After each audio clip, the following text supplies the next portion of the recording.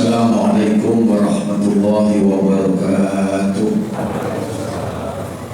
Alhamdulillahirabbil alamin alladzi bi ni'matihi tatimmus shalihat.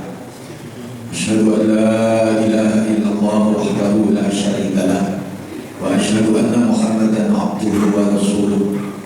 Allahumma shalli wa sallim wa barik ala sayyidina Muhammadin wa ala alihi wa ashabihi ajma'in. Jamaah Masjid Nurul Hidayah yang berbahagia, yang dimuliakan Allah, insya Allah calon-calon penghuni surga. Bertepatan kita menunaikan ibadah haji, ibadah puasa di bulan Ramadan. Hari ini kita berada di tanggal 17 Ramadan. Maghrib ini tadi kita masuki hari yang ke-18.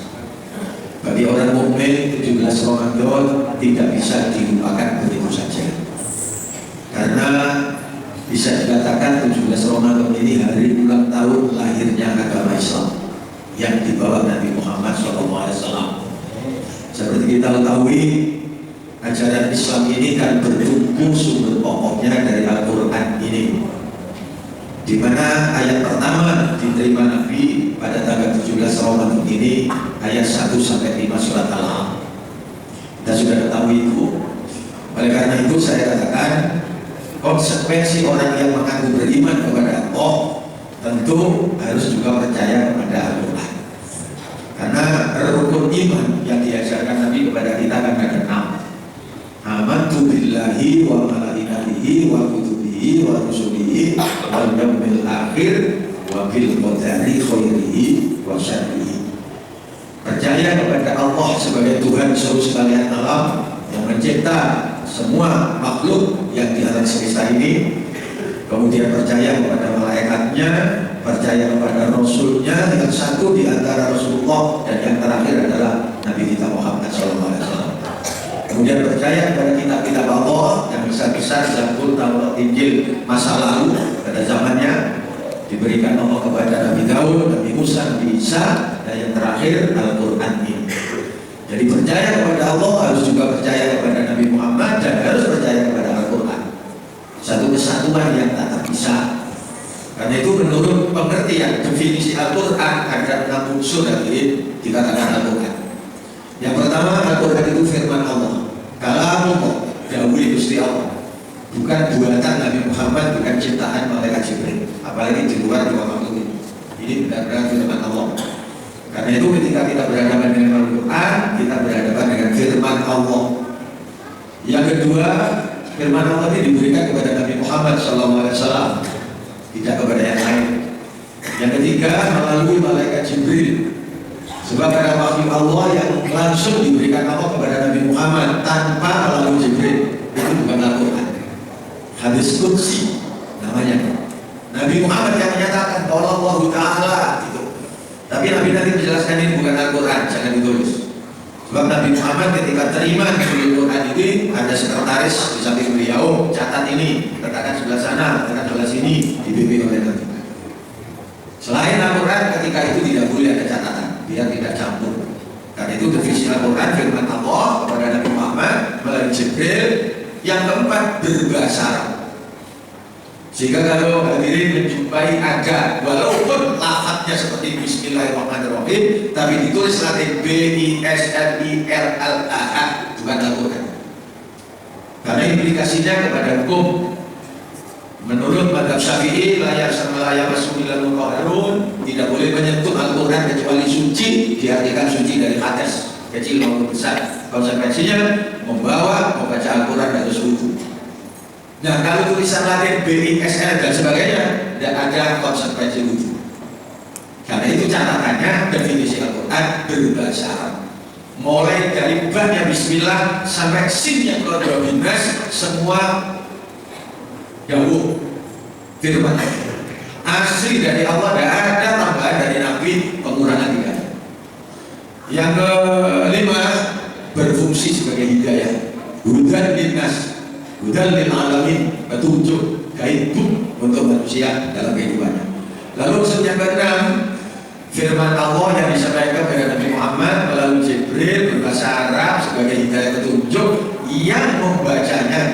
sebagai ibadah.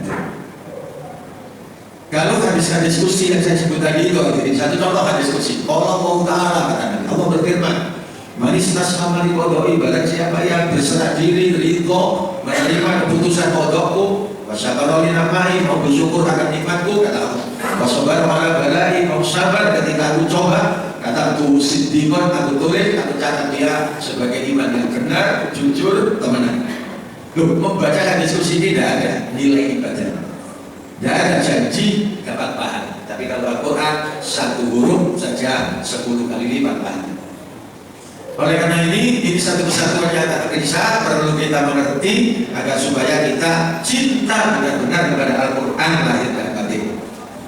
Sebab hadirin, selama 23 tahun Nabi menerima Al-Quran secara bertahap, mulai dari ayat pertama tanggal 17 Ramadan ini seperti ini di Gua Hira Jabal Nur Mekah, sampai ayat yang terakhir surat Al-Maidah ayat 3, al-yawma akmaltu lakum dinakum wa atmamtu alaikum ni'mati wa raditu lakum al-Islam madina. Beliau terima ketika beliau wukuf di Arafah tanggal 9 Dzulhijjah.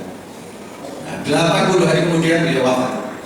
Nah, dihitung oleh sejarah ini, mulai dari yang pertama sampai yang terakhir butuh waktu 22 tahun, 2 bulan, 22 hari. Hanya ditotalkan menjadi 23 tahun. Secara bertahap, sekian lama dikredit istilah orang datasan. Karena itu kalau jamaah masih perlu didayasa dengan kreditan niru nuzulul Quran. Kalau jamaah masih ini sedang cash kayak kontan, itu niru nuzulul Zabur, Taurat, dan Injil. Karena kita Taurat cash diberikan oleh Allah kepada Nabi Daud, Taurat kepada Nabi Musa, Injil kepada Nabi Isa, tapi Al-Quran kepada Nabi Muhammad, cicil ke ilmu Quran. Karena itu orang yang tersari kreditan Muhammadiyah itu niru. Maka kok dicicil, kok berangsur-angsur banyak hikmahnya. Nah, yang perlu kita tahu, selama Nabi ini dibagi dua kan, selama Nabi ada di Mekah 13 tahun, akhirnya disebut Makkiyah. Setelah hijrah ke Madinah, menetap di Madinah, Al-Quran masih terus berangsur-angsur beliau terima, akhirnya disebut Madaniyah. 23 tahun, 13 tahun pertama di Mekah itu artinya enak-enakan Nabi menerima Al-Quran. Ya begitu ayat pertama juga diterima Nabi, serta kemudian diperintah untuk menyiarkan nada-nada nomor Iqra, Bismillahirrahmanirrahim, mulai hari aman kata. Dihina, dicaci maki, difitnah, dikuyang-kuyang, diintimidasi, terplok karena Nabi Untok, didoni, dilempari batu, puncaknya mau dibunuh. 13 tahun. Selama itu Nabi tidak pernah Rasulullah sambat keluh kesah. Tidak ada perjanjian sabar. Hanya Allah kasihan sama Nabi yang tercinta ini, juga diperintah hijrah ke Madinah. Semua sahabat. Lu ada di Madinah, hadirin tinggal enaknya enggak, masih dikejar-kejar orang. Sampai tercatat dalam kehidupan Nabi mengalami 28 kali perang, dan semuanya bersifat defensif, mempertahankan diri karena diserang terus. Itu karena atur. Selama di Madinah memang berhasil kepemimpinan Nabi, tapi ya tetap masih ada intimidasi, masih ada teror, masih ada ancaman. Nah, selama 23 tahun saya ulangi, tidak pernah keluh kesah, tidak pernah sabar, semuanya dihadapi tugas. Namun mendekati babak akhir Al-Quran diturunkan oleh Allah, Nabi pernah semacam wadul kepada yang diwadulkan bukan karena beliau sakit. Akhirnya diterima laporan Nabi wadulan Nabi ini, dikembalikan kepada beliau. Akhirnya tercatat di surat Al-Furqan surat ke-25 ayat 30. Wa qala Rasulku ini berkata, ya Rabbi, inna qaumi ittakhadhu hadzal Qur'ana mahjura. Hadirin, Rasulku ini berkata, Allah itu hadirin, kalau mau memanggil Nabi Muhammad itu kata orang Jawa gak pernah jabat. Ya Muhammad. Semua panggilan kepada Nabi di Al-Quran itu jabatan beliau. Ya ayyuhan Nabi, ya ayyuhan Rasul, ya ayyuhan Muzammil. Tidak ada yang Muhammad itu. Kalau di Al-Quran ada kalimat Muhammad itu bukan panggilan, hanya kalau berita. Muhammadun Rasulullah walladzina ma'ahu asyidda. Muhammad itu Rasulullah dan bersama orang-orang yang pengikutnya begini sifatnya, cerita. Tapi kalau Allah menunjukkan kalamnya, pembicaraannya, khitabnya itu kepada beliau, nah seperti ini, ya ayyuhar Rasul ini berkata kepada, ya Tuhan, sesungguhnya umatku menganggap Al-Quran ini sebuah hal yang sia-sia. Gusti, umatku lo enten sing nganggap Al-Quran ini buatan yang gunanya, dianggap barang yang kecil. Ini Mahjuron itu menganggap barang yang kecil. Ini yang dikeluhkan Nabi kepada Allah, bukan karena beliau dianggap dan susah payah beliau berjuang menyiarkan Al-Quran al-Islam ini. Akhir-akhir Al-Quran disia-siakan. Nah sekarang pada saat kita sedikit mengingat nuzul Quran pada saat-saat alat tarawih ini, mari kita evaluasi diri kita. Apakah kita ini termasuk umat beliau yang maju, menganggap Al-Quran ini remeh, menganggap Al-Quran ini sia-sia, barang sia-sia?